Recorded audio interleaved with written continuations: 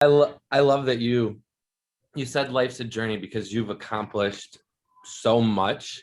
Oh, Um, thank you. it's like I was looking over your bio and looking through your websites, and it's like you've been in the industry for more than 12 years. You have your own shaving line. You have, the mensroom.com. You're writing blogs. You're giving it advice. Like, where did this all start? Did you know, like, right from the beginning that you wanted to be in this industry? Has that always been a thing, or did you kind of just fall into it? Wow, that is an awesome question. Wow, it's got layers to the answer too. Well, you know what? I think that it has to come a lot from my upbringing and my background. So from the ambition perspective, I think it has a lot to do with the fact that you know, I'm an immigrant. I came to this country when I was 4 years old from Jamaica, and my parents left Jamaica for a better life in the Bronx, and that's where I got the name Burke Avenue by Craig the Barber, because that's the first street that we lived on in New York City. And I think just they were both college educated professors, and they left and had to start all over again and get degrees again. And I think just as a child, seeing their hard work and their hard work again and their hard work again, it just was something that was just embedded in my life, that whatever I pursue, it has to have a similar, trajectory. It doesn't always have to, but that's what fell on my shoulders. That's how I felt I needed to accomplish things. And I think um, choosing barbering, which I love so much, when I was 14 years old, I was cutting hair. The story is that everyone else fills up after eighth grade to get to their freshman year, and they look a little different than it did in junior high. And I was getting a little bit of attention, and I just figured, hey, if I could keep my haircut nice and clean every week, maybe I could, just keep the looks. And my dad said, well, if you want to do that, I'm paying for these clippers. I'm going to buy you clippers, and you can figure out how to cut your hair. And so that just elevated me to a place where I was cutting my own hair and cutting friends' hair and loving it, but was also afraid to pursue it right after high school. And so I went and became a professional banker and did some IT for a while, and then left it all to do what my passion always told me to do, which was cutting hair. So I think that doing that from those steps kind of forced me to say, hey, well, you have to catch up, just from an ambitious perspective. And that's why I approached it that way. I just saw opportunities that I could help, because I've always been someone that always wanted to share and share. And I saw that was happening so often in the chair. And I said, well, if I can reach people in the chair, I can reach people on the internet, and explain to them the same questions that I'm constantly getting asked. And that's how the men's room came. And then now you have the product line. So that's a quick, summary of it all. Hope I that love hope that answers your question. It's a lot though. It's a lot. No, that's awesome, and we'll come back to your product line in a second. But you also have extremely famous clientele, Yeah. and Yeah. that's something that, thinking of people that are just starting into the industry, they want that, they want those clientele. So how did you go about acquiring them? Like, how Oh, is, David Beckham, how is he one of your clients? yeah.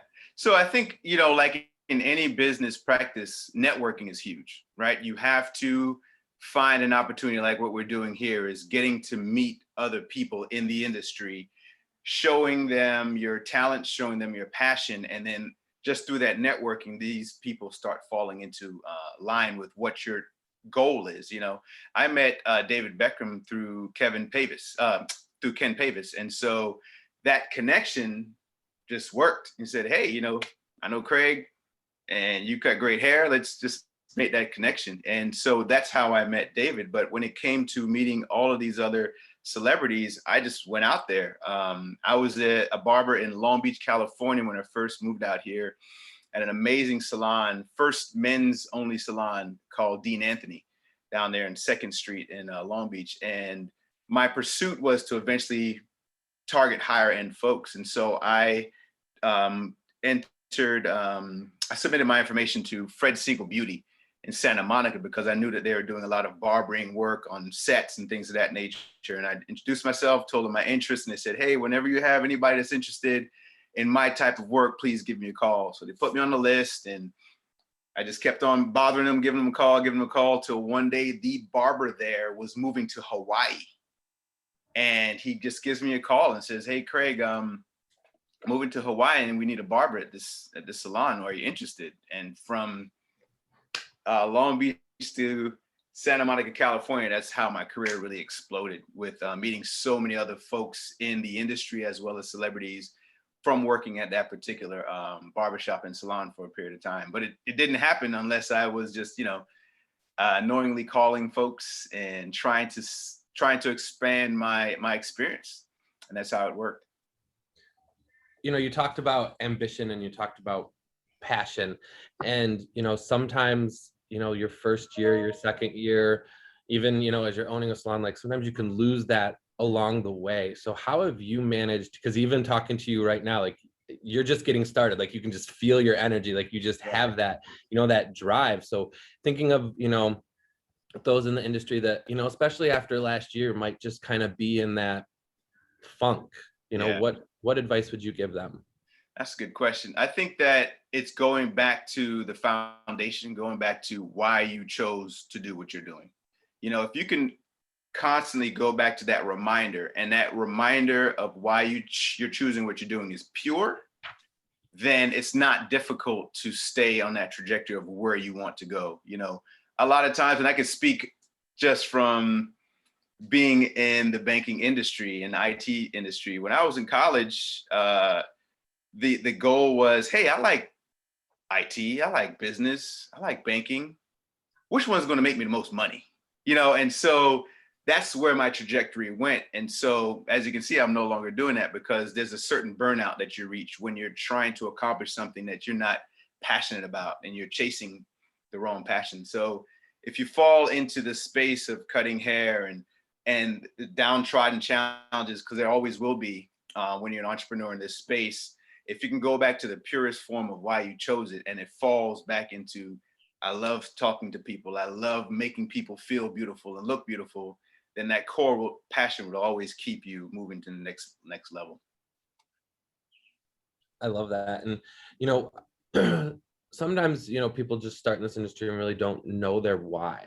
Yeah. And we talk a lot about why, and you said like that's the foundation of everything. So how would you recommend somebody start to find their why if they're in this industry? Oh, good question. You know what? I was talking to my wife not too long ago about a similar kind of thought process there. And I said to her, this is what worked for me when I was just down, just really frustrated about the banking business and wanting why I was even in that space. I asked myself a question, and sometimes it works, sometimes it doesn't. This is what worked for me. I asked myself, if I had all the money in the world, what would I do? If I had all the money in the world, but I had to do something just to kind of stay busy, to enjoy myself with folks, whatever it may be, whatever, just helped me to answer that question. And it always went back to, I always wanted to cut hair. I always wanted to be in that space. And it was pure. And I said, well, if I could do it without making money, because I have all of it, for example, then that's where I want to go. And then when you have that thought process, that's when people say, I stopped working once I found my passion, because that why is why you get up in the morning. What is it that's tugging at your heart? Yeah, you're going to have some tough days. You'll have tough clients. But what will happen is, at the end of the day, do you really enjoy what you're doing? Does it fulfill you? And when you're in this space and you ask those tough questions, if the answers are, no, I still love this, then push on. Then if the question is, no, I don't, then the question is, well, why? Is it an expectation that you had that doesn't exist?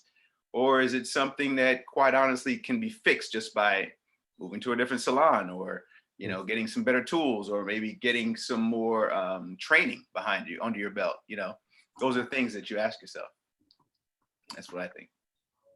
And when, you talked about maybe you just need to switch to a different salon, what are some things that you'd recommend, looking for that next salon? Yeah. You know what? I've always, there's so many salons out there, right? There's so many different feelings you feel the moment you step into a salon. Everyone, in some way, shape, or form, it is a competitive environment, right? But the environment that can stay competitive but supportive at the same time is what you want to feel. I've been to, there's this one barbershop that I worked at. It was a long, long time ago, called the Shave of Beverly Hills.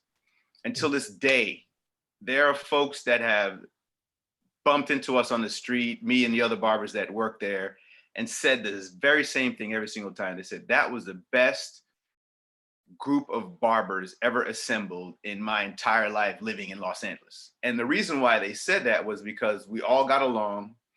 We all competed against each other in a growth oriented way. You know, when I did something, a buddy of mine, Chris, will come over and say, man, I saw that haircut. How'd you get that part done? You know, and then it was more of an iron sharpens iron position. So as we remained competitive, we never were jealous of each other. We were more supportive of each other to get to the next level and the next level.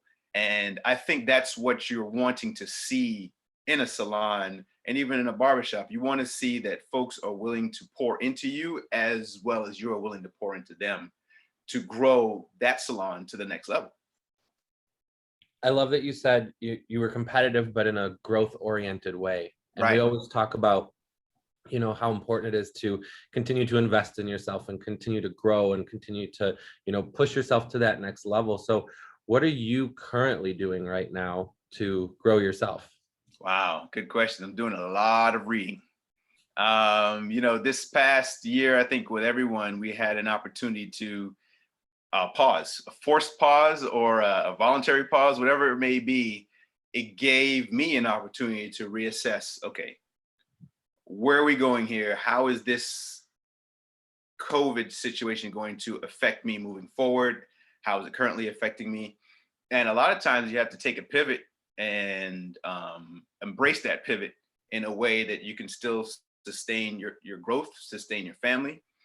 And for me, I had to really look and say, okay, where am I going to pour into more to make sure that as my goals, as I target my goals, are they the same goals? You know, and I think what I have done lately is I've really poured it. I read this really amazing book called, it's been around for forever, but The One Thing by Gary Keller. He's the guy that created Keller Williams. Just that alone, if you just read that book, it will be amazingly helpful for everyone in what they're wanting to focus on and how they want to balance life. And it really opened up my mind that one quote that he did say in the book is truly saying that there's no such thing as a balanced life. And the reason why that makes sense is if you pour in even some focus on your salon work or your barbershop work, there's always going to be one area that you're not pouring in the same amount. So you can't truly have a balanced life. And so what that helped me to see is say, wait a minute, I should never say that again. The focus should never be, I want a balanced life. The focus is, what should I focus on that's important to me? You know, family, my job, my beliefs in God, all of those things have to be my priority. And then from there, I could look and say, okay, how much am I going to dedicate to this, to this, to this, to continue to go into that direction. And so it's been a lot of self-development, checking myself and are the goals still attainable at this point? What do I need to edit? How can I fast track certain things to make sure that I continue to ensure the growth that I'm looking to have? So, you just said you got to check yourself. And sometimes you come across people that are really just, leading with that ego because they've accomplished so many things. And, looking at, you have multiple websites, you have a brand, you have famous clients, and yet talking to you right now, you would never in a million years know that. Like, you're just like, this is what it is. This is, so how would you recommend, or what advice would you give to make sure people stay out of that ego? Man, wow, this is a good question. I like this. Well, what's interesting about ego is you don't know you have it until something happens to let you know that you have it. And I think that is the most important part about recognizing how to avoid that ego fall, but also you have to, at some point in your life, you have to notice that that's a problem, that's a hindrance. And the only way you learn that is when you fail or when you fall, right? And so I feel like I say this to my son, I say it to a lot of friends of mine. I said, there's no winning without losing. And that keeps you humble. That keeps you checking your ego, because our ego can go from one thing to another. You think you got one area of your life checked, and then you realize, oh, that part too, And I think it's more about the more you're not afraid of losing in the process of the direction you're trying to go in, is how your ego is eventually going to be checked. Because as long as you're realizing that losing is part of winning, then I think the ego is a place where you end up being more humble and more focused on the full picture of your goal, as opposed to being all about yourself and your mind and what your accomplishments are going to be. I mean, hope that makes sense. But I think that's No, I love that. So let's go there and ask, what is that big failure? What was that big loss for you? Woo! I don't even think we have enough time today for that, my friend. Well, let me see.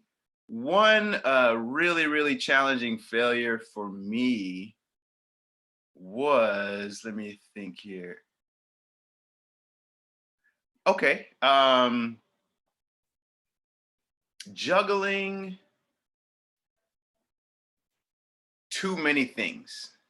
Feeling that I can manage business and my family and my friendships with the same intensity without burnout, right? And it goes back to what I was saying about having a balanced life. There's no way you can have all three of those categories 100% balanced, because when you're an entrepreneur, when you are working on a business, that is your baby. And a lot of folks don't realize how much nurturing and care is associated with growing your baby or your child into something that can maintain itself. And your heart is in it, just like if you were to have a child.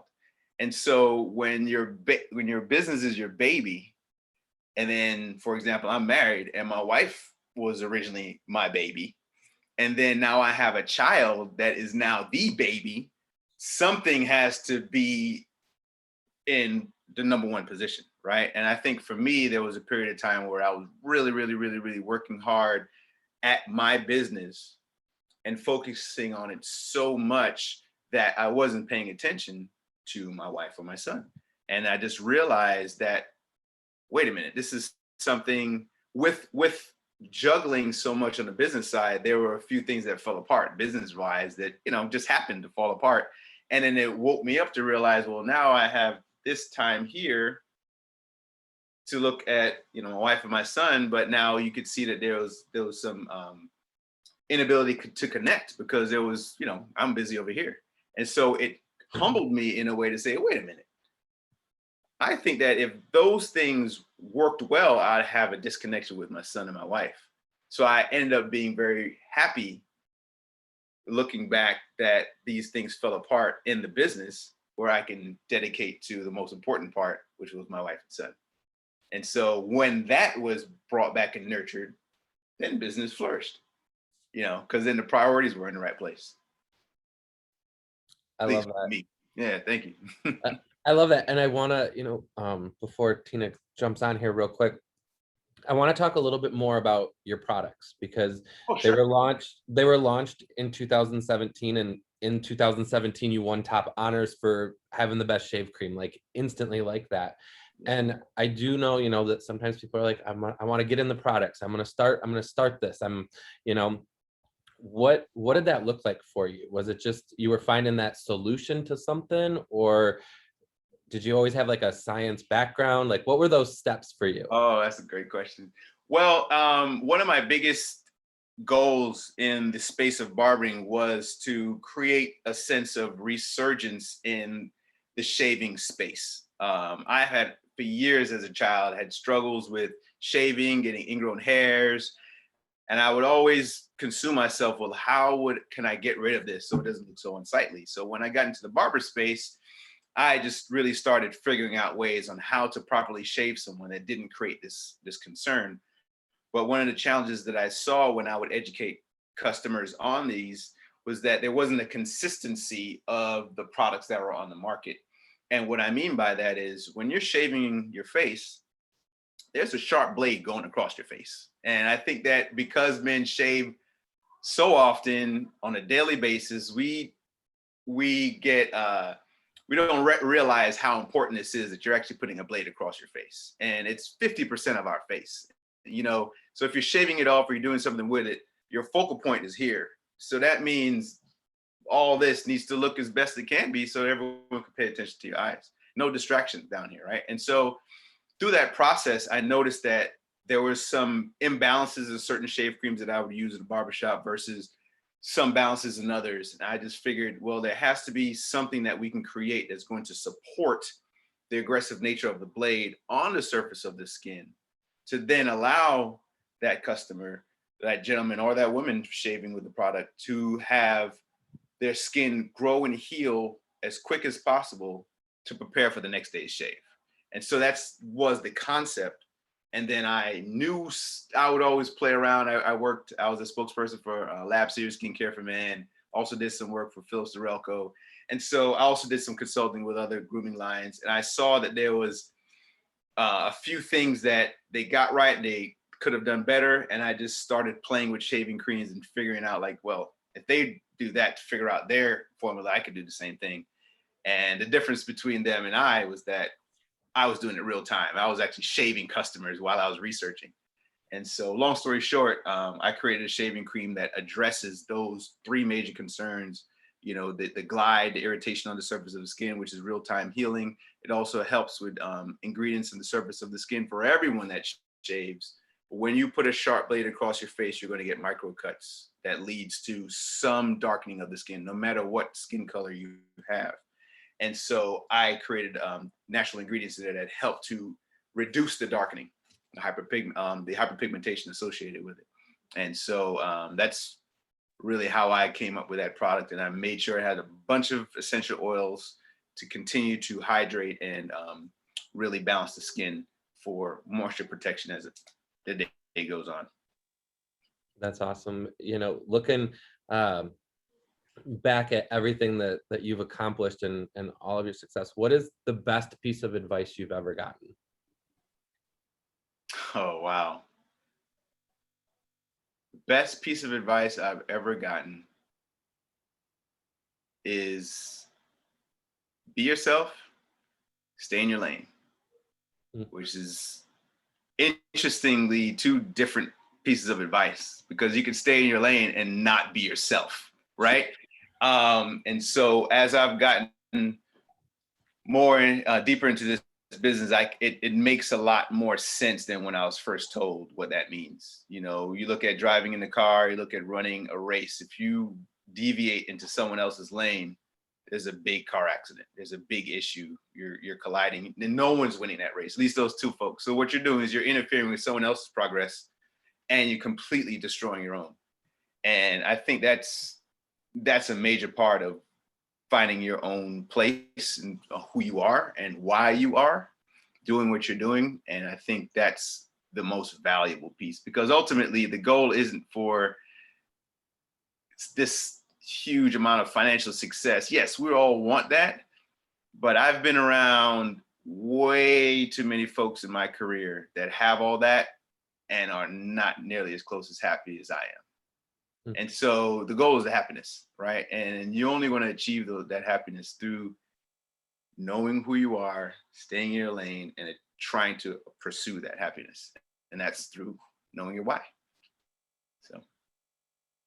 So good. Oh my God. Craig the Barber, you are awesome. Oh my gosh. Oh, thank you. Oh, it's my pleasure. Thank you. You are so great. I know everyone's going to really enjoy this interview that we're doing here today. I'm enjoying what it. I think is so awesome is you are called Craig the Barber. I want to know how you got that name, because I know your real name is Craig Whiteley. Yes. Right? And so why are you called Craig the Barber? Wow, that's a good question. So I had a couple reasons to why I chose Craig the Barber. The first one was that I thought it sounded cool, right? And there were folks that were referring to me when I would do events with Lab Series, and I said, huh, I kind of like the ring to that. And the second reason why I confirmed what that name was that I have had the most challenging time growing up with people misspelling and missaying my last name, mispronunciating, and which you said it perfectly. But the average person says Whitley. And I said, well, if I'm going to get known in this space, I'd rather them just call me something that they don't have to mess up and I don't have to correct. So then that was the other reason why I chose Craig the Barber, because, you know, it's what I did. It sounded cool, and you know we're going to mess up the barber. And so that's why I chose it.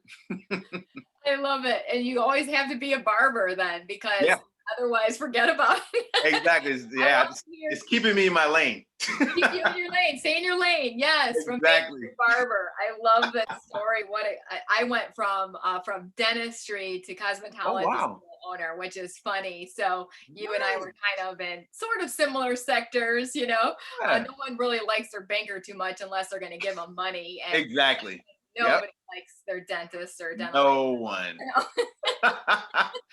Wow, that is really cool. I like that. Not being liked to being liked, right? So it's like, oh yeah, that fits in my lane a lot better. So I love that you said that. So, oh my gosh, this is so powerful, because I really feel we can go down so many roads with your message. But I want to share with you. So Sean and I, we do a 6-month course for business owners, and usually they're for salon leaders or salon owners. Okay. It's called Next Level Salon Leadership. And you touched on some areas that we talk about, but I want to dig a little bit deeper as an entrepreneur so you can help our salon leaders through this process. So we have 5 strategies of a healthy business. It starts with foundation, and you talked a lot about foundation. So I want to go back there here in a moment. The next one is communication. Then we focus on leadership. We focus on attitude. And the last month we focus on hiring. And it's interesting because it's never something you graduate from. It's always something you have to work on. It's a wheel, right, if you will. So it's kind of like a clock. It continues to go around and around, and you have to keep hitting on those areas and keep focusing. So we have a lot of our future professionals in our Paul Mitchell schools that want to own their own product as well too. And so they want to open their own business. They want, we have a lot of entrepreneurs out there, wannabe entrepreneurs, right? And so as we go through this process, and I love what you were talking about, as you build your business. And so you've got, Craig the Barber, you've got the mensroom.com, you've got all these businesses that you've started. Talk about foundation, because oh my gosh, every salon owner that we coach have pretty much zero written systems. There's nothing in writing. They don't know their mission, vision, or values. They have nothing in writing. So talk about that first, like why that's so important to set up a solid foundation in your company, and what does that look like for you? That's a good question. So, like anyone says, you can't build a house without a solid foundation. At some point, the wind blows too hard, there's an earthquake, forget about it, And so I think the same thing in business. It goes back to envisioning right off the bat, what is it that your business is going to be known for? Yes, you have a salon, you were doing hair, great. Every other salon does hair. What is going to make your business stand out in a way that it's going to, number one, stay competitive and also attract folks in? And so the foundation starts with, what do you want your business to represent? How is it going to stand out? And then from there, you now start walking yourself through the day-to-day. When someone enters the building, what do you want them to see? How do you want to be greeted? How do you want them to be greeted? If there's a delay, how does that executed? Do they sit down? Do you offer them a drink? All of these steps, you take yourself from being the person running to the business to now stepping out and being the consumer. Be the consumer. What do you want the consumer to feel from beginning to end, the entire flow? That's how you build a foundation of the flow of the business. Now, after you've built that system, the step-by-steps, you now go to the nuances of it. Now, for example, how do you handle when this person's a walk-in? Who gets that client? right? You have 3 other stylists. Who gets that? Then maybe those stylists should have certain specialties that you've been working on for these stylists. So this person does long hair well, this person does just color, or this person, whatever it may be, does men's hair better. So then, okay, these are the 3 people, these are the 3 components. And then you start working from that. And then to keep it in a way where it's not competitive and is more supportive, everyone now helps to learn each other's roles. So you're strong in men, let me help you get stronger in men, and vice versa, because that's all the vision of what you're wanting your salon to be. Do you want it to be a salon that runs that way, or do you want everyone to just feel 100% competitive? Because at some point there's going to be clashing. Everyone's going to be upset, and now everyone's a diva, so to speak, in the salon space. And we don't want that. You want a salon that people are going to grow and become a strong family unit. And so that, to me, is how you would build a foundation, is what are you envisioning your business? Why is it different? And how are you going to execute to ensure that's different from everyone else? And why you want certain styles to come to your business versus going next door. Yeah. Wow. Okay. You hit on some really, really tough stuff. And I want to go there with you. Sure. Let's do it. Because we coach a lot of salon owners in this realm, because they want this type of atmosphere that you're talking about. Right. But it's interesting because the foundation's cracked. And where it's cracked is how they set up their business. So their business plan. And usually it starts with, oh, okay, I think I'll have a bunch of independent contractors in my shop. And so they're independently contracted. So that would be called 1099. And they call them employees. There's no such thing because there's not an employee. So now you've got where they're violating Department of Labor laws, right? And so you've got an integral crack going on here. Yep.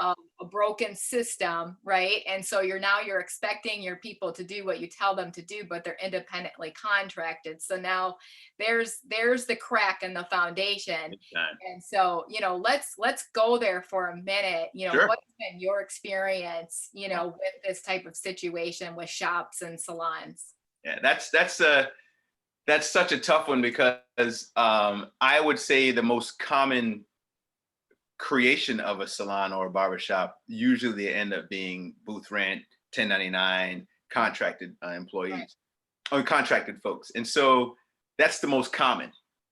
But then the question is, and what I feel is important, and I believe I don't hear the conversation talking about it as much as I feel it's important. You have to look at it again from a business owner and say, okay, is that the only option I have is booth rent or 1099? Because when you look at that business model, then you ask yourself, what are the challenges that I'm going to have? If someone is able to be honest and explain to this potential business owner the downfalls or the pitfalls of going that route, then the next question would be, well, what's the alternative? Because there has to be an alternative, and there is. For example, I used to work at one barbershop that had, or several actually, that you were actually an employee.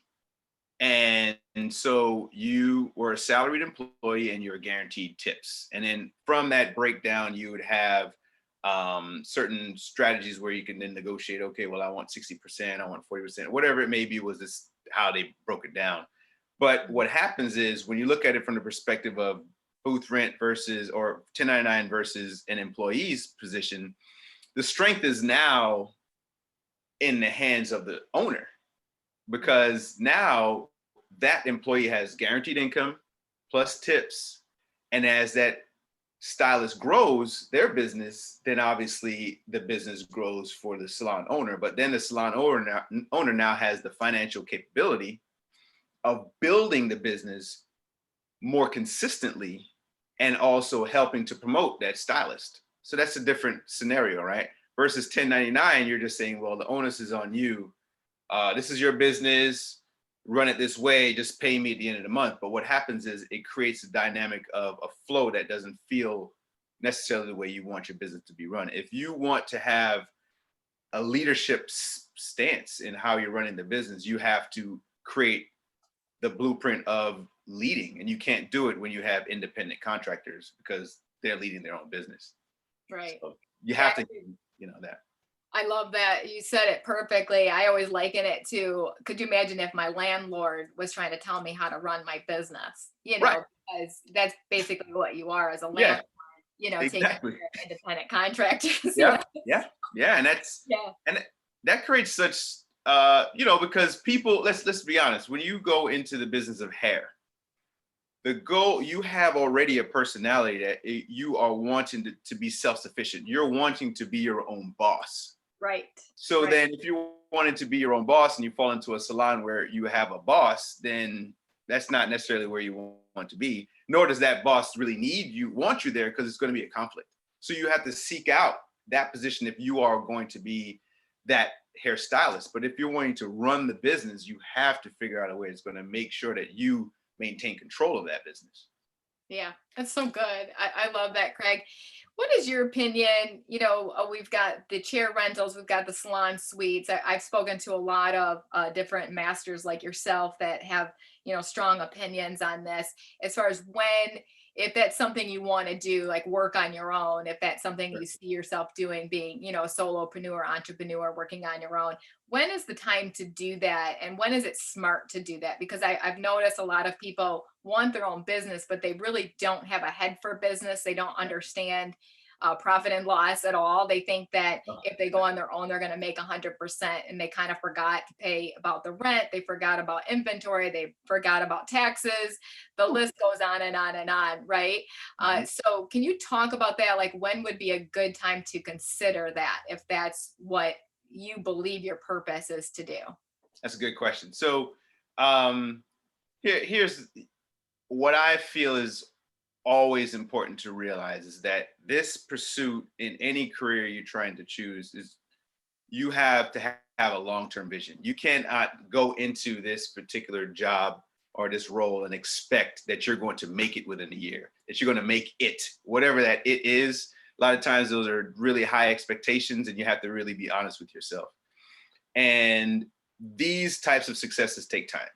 And the only way to make the least amount of mistakes is to watch someone make those mistakes without losing it on your side. And one of the biggest things my wife said when I first moved to Long Beach, California, and my goal after leaving the banking business was to open up this, I had a business plan from when I was 14 years old of a barber shop concept that would have blown your mind. But the reason why I don't have it is this explanation right now, is I had this vision, and I walked that street one day on 2nd Street, and I saw this place called Dean Anthony being built, and it was going to be the first men's salon. And I walked home, after walking my dog, went back home and told my wife how disappointed I was, because they have an idea that I had in my mind that I was working on. And my wife said to me, she's like, well, maybe you can work there and you can learn on their dime. And that's exactly what I did. I was the first barber there at that salon, and they hired me, and I spent quite some time there, and I learned the ins and outs of running a concept like that. And my business plan got smaller quick. And it wasn't because it was an unsuccessful business. It was just something that I just felt that from my personality could not handle that level of management of so many people and so many personalities and so much inventory. So I said, whoa, I don't know if I could do that. And so, but the only way I knew that that wasn't for me is to go in and watch how businesses run. And so if you go in there with that mindset that, hey, I'm just here to learn while I am building my clientele, that's going to give you a much better opportunity to test the waters before you jump in and then realize, you're in over your head. And no one wants that. I mean, we all think we want it, but the most conservative, most focused mind would recognize that there's always room to learn before you jump into something. And that's the great thing.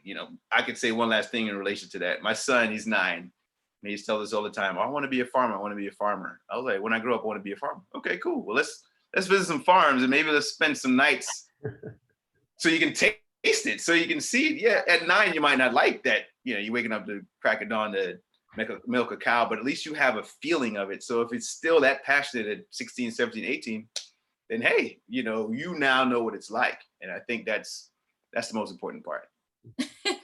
That's awesome. So let's get your son together with my husband because he wants a farm. Oh, So, there you go. yeah, I don't know why, but he definitely wants a farm. Yeah, he kept like begging my son to marry a woman from Iowa that owns a farm. Oh my gosh, Like, that is hilarious. Yeah, that's I not love gonna happen. Yeah, thank God. Thank I God love my son said no because he married the most incredible woman. But Okay. I love what you said, and this is so powerful. People need to hear this. And I remember my daughter, she was in her late teens, and I remember her saying she wanted to own her own. Remember when cupcakes used to be a thing? The Oh cupcake, yes. whatever you call them, right? Oh yeah. And so we're like, sure, we'll invest in one, but you have to work in one first. There you Do go. know how many weeks she lasted working for someone in a cupcake shop? How long? Weeks. 2 What? weeks. Yeah. There you go. She left that job and she was done. And we knew this was going to happen, right? There you go. So we actually give this advice to our future professionals because when we meet them, most of them, I would say 90% of the hands that go up, Craig, they want to own their own business, either a salon suite or they want to be a business owner, a salon owner, right? Yeah. And so we really give this advice. And so I really hope that they're listening to you, Craig, here too. And talk to the barbers. We have a lot of barbers, students out there. Talk to them about business. Give them your best advice right now, because I would say 100% of them are raising their hand that they want to be independently contracted or they want to own their own shop. So can you talk to them right now and give them some advice? Yes. One thing I could really say about the barber profession is it's gotten so big, it's blowing my mind. I love it. I love that there's even a much bigger differentiation between the two trades. However, I also feel like when you blend the two, in some ways you become that much more of a powerful business owner as well as artist, right? So the one thing I can say to barbers that I don't see enough of yet is them embracing not just their skills, but embracing the skill set of using multiple tools to execute a haircut or even a shave. And what I mean by that is don't shy away from taking classes that are going to help you in a way of long hair, for example, or face shaping techniques. Try your best not to remain in a space where you're limited with a pair of clippers and some shears. Fill out your arsenal.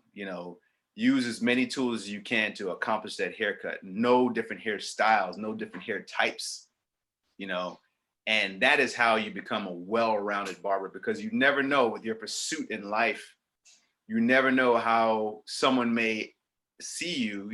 Social media is so big nowadays, and say, hey, I like what you did there. Can you do that to me on my hair? And you see them and you're like, I wish I could, but I don't have that skill set. So I feel like if you make yourself well-rounded with all hair types, all skin types, all tools to help execute all those hair types, you're in it for the long haul, and you'll always be an asset in the space of haircut. So good. I would probably call this be well-rounded. Exactly. There you go. Well-rounded. It's true. That's true. So good. And I would have to say that's very, very common, even of our cosmetologists too, because many of them are thinking, I just want to be a colorist, or I want to just do these haircuts. And I think it's great, like, to be known for something. Sure. But you know how to do everything. I agree with you as well too. Because I don't believe that you would be where you are today working with celebrities if you weren't well-rounded, through that process. And so talk about that, because, let's stay on the foundation, fixing your foundation. Yeah. How can you cultivate this, and what's your best advice to make sure that happens in your life? Because I know for me, I have to say yes to things I'm a little uncomfortable with, and that helps me to be more well-rounded as well too. It helps me to see some blind spots that I didn't see before, and I wouldn't be doing what I am today if it wasn't for me kind of leaning into some of those uncomfortable positions in my life. I agree. Yeah. I think that there has to be, I keep wanting to go back to that place where the only time you really know where you're missing something is when you realize it, right? Unless you're really this self-actualized person that you're always constantly going, Craig, what's your weakness?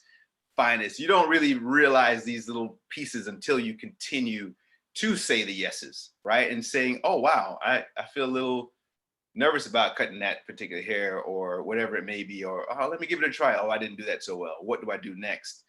I can tell you, for me, and I hope this answers the question you're asking me, I can give you a quick story.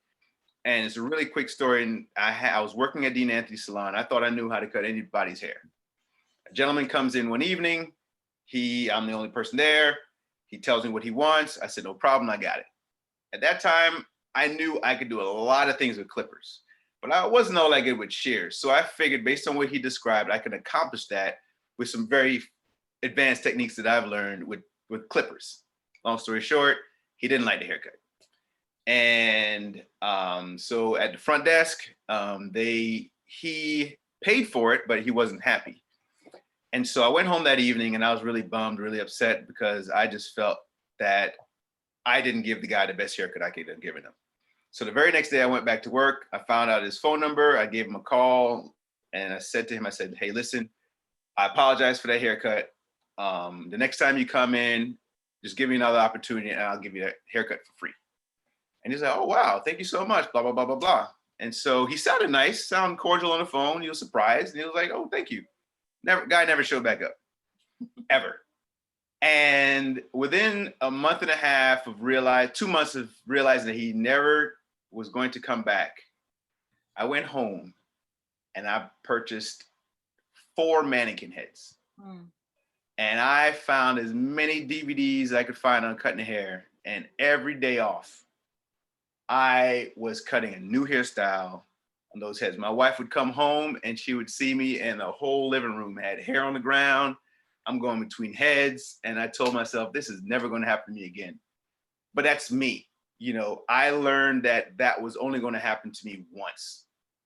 And so saying that, I'm saying that to say that you have to push yourself into the uncomfortable areas to then succeed in life.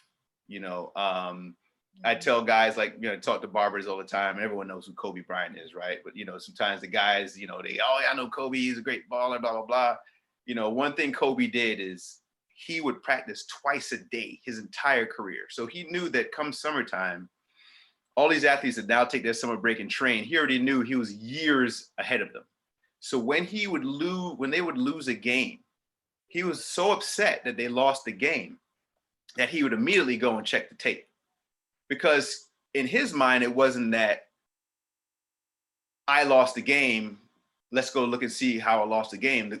To him, it was more, there was no way if I was on my A game, we would have lost the game. There's 2 different ways to look at it. And for him, it was like, I messed up somewhere, so I'm checking the tape. And I think that's how we should approach life, is those areas that we're uncomfortable, go into that space. It's part of your development. Get better at it, do better at it, get better at it. So is far less things that are going to be uncomfortable for you when you're, challenged in the area of beauty and skincare and hair care, and that's how you build your foundation. Always growing, always learning, don't stop.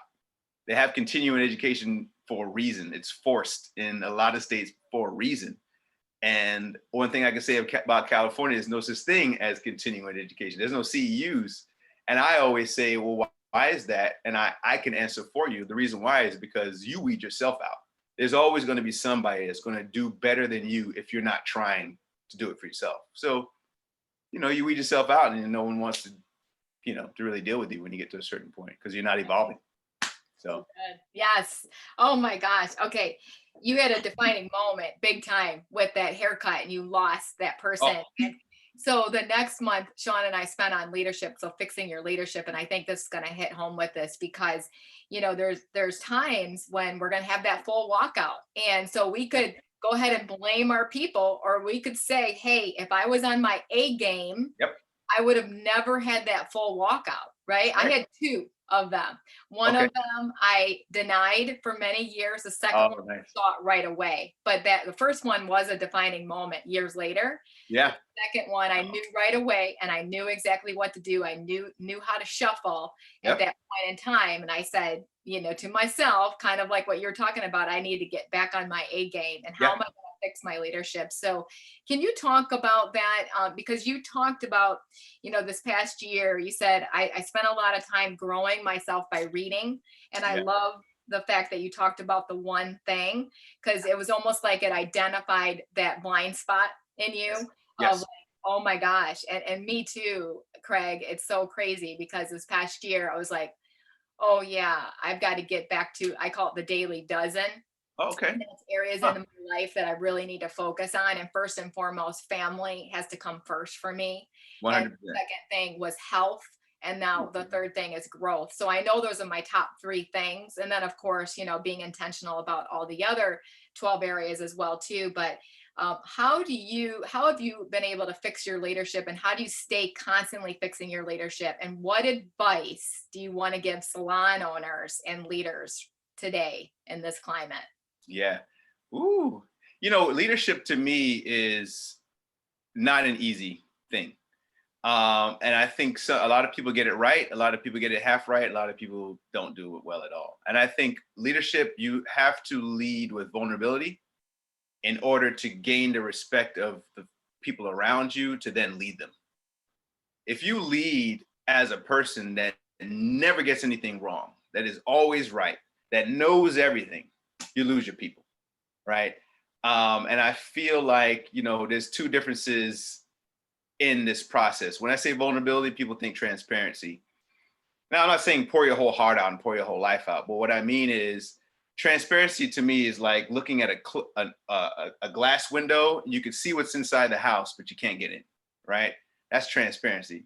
Vulnerability is the window's open and you can actually stick your hand into the window and, I don't know, grab a bar of soap or whatever it may be, whatever your analogy is. But to me, I'm sorry?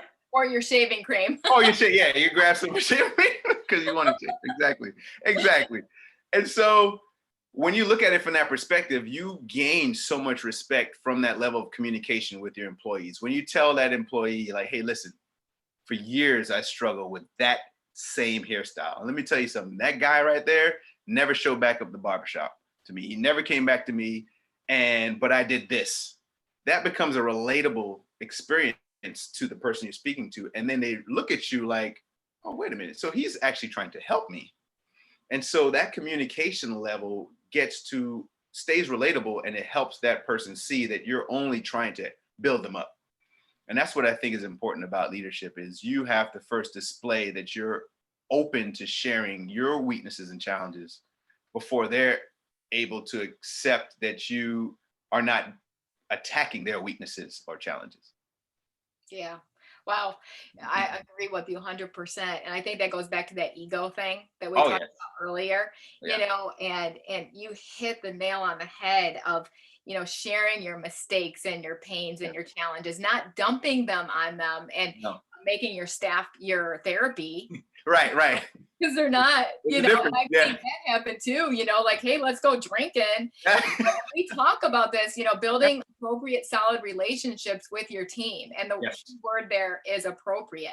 It is. It's 100%. It has to be. To gain respect. So how do you stay in that mode? And we always talk about you've got to stay 2 steps ahead of your team at all times, constantly fixing your leadership, constantly looking at your strengths, but also focusing on your weaknesses and growing them and being honest with your team about your weaknesses, not using as an excuse, hey, I'm bad at listening, so I'm not going to listen to you. No, no, this is what I'm doing to grow through that area. So talk a little bit about this as we start to close out our podcast today. Yeah, sure. I think that going back to the whole ego and the focus that we're trying to do from a leadership perspective, you have to stay constant in that process. This is not something that you're vulnerable once and then 5 years later you're trying to delve in with an employee and they're like, who's this guy talking about? It has to be consistent. You have to stay in that space of staying ahead is also staying and being very aware of the dynamic that goes, the ebbs and flows of the business model, and recognizing where there needs to be shifts. But you have to look at it from the perspective of, how can I help to improve this business model while empowering my people? You know, and that is just a constant ability to look. And I can add to that is that there's two ways of running a business. There's one way is to working on your business or working in your business. When you're working in your business, you're constantly distracted because you're always putting out fires. When you're working on your business, you have that ability to take a step back and look and say, oh, wow, I need to help such and such with that. And I have a way I can help them, or I can improve their work. But if you don't notice that, because you're putting out fires constantly, because, for example, maybe you have 1099 employees, 10 of them, and you're trying to manage them to help them do a certain introduction to when they greet an employee, they'll greet a customer a certain way. You're focusing all those things because it's just all over the place. Find a way to kind of hone it in and make it one vision. That's a way to do it. Building tools, people to help you, you know, automating certain things so you can be more present to be able to really empower your employees. And it's a constant growth process. But if you look at it with those set of eyes, then you're more able to recognize the things you need to help build your business and your people. Yeah. Hope that helps. Hope that answers. Yeah, it's so good. And we've talked about that a lot, about stop being that chief firefighter. You know, you're always in that mode. Your business will never grow. So hard. Oh man. You'll just be struggling all the time. And it is frustrating for sure. So Craig, best way to get a hold of you and to stay in contact with you first, and then what's next for Craig the Barber too? I want to hear. Great question. Well, best way to stay in contact with me, I'm on Instagram at Craig the Barber. Burke Avenue. Also, I actually personally like to answer questions associated with the brand. So at Burke Avenue as well. You can find me on those. Same platform on Facebook and Twitter.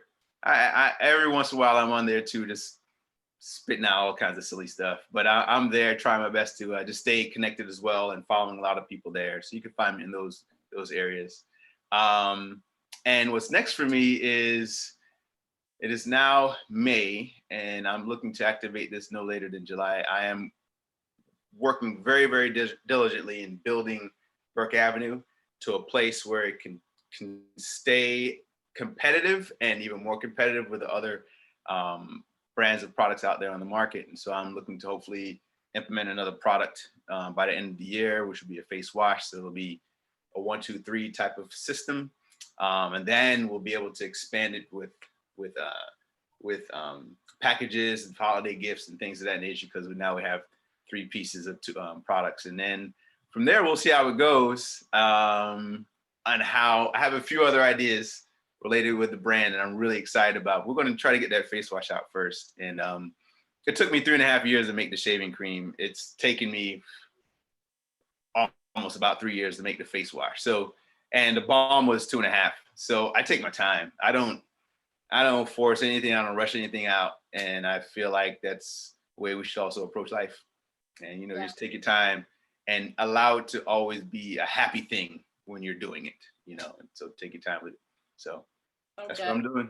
I love that. Yeah, John Paul DeJoria always said to be in the reorder business. So being in the product business is a great way to be in the reorder business and diversify your income too. Absolutely. And I think 100%. Climate, it's so important to diversify and you know, just stop staying on one thing. I love what you said, being well-rounded. So what advice do you have to be a next level salon leader? Ooh, what advice? I would say, I think it goes back to the very first question that Sean asked, and its bottom line is know your why. Know why you want to go to that level, because let's be honest, you don't have to be this well-known, internationally known hairstylist or barber, you know. And if you do want to be that, ask yourself why. And if the answer has a lot to do with ego, then, you know, know that that's the case. and then, you know, approach it accordingly. So I think just do your best to just know your why, because there are going to be challenges. There are going to be ebbs and flows in this business for the rest of your life. In any business, that's that way. Even the biggest corporations have ebbs and flows. So with that being said, know why you're getting up in the morning and why you're choosing to do this, because that's what's going to keep you happy, and that's what's going to keep you fulfilled in that role. Wow, Craig, you're amazing. I wish we could go for hours. Oh, it's my pleasure, and anytime. As you can tell, I love to talk. So thank you. My pleasure. You have a great rest of the time, and thank you for having me again. This was amazing. Thank you, Craig. Take care. Thank you, everyone, for joining us today. Absolutely. Bye. Thank you. Bye-bye. Take care, everybody.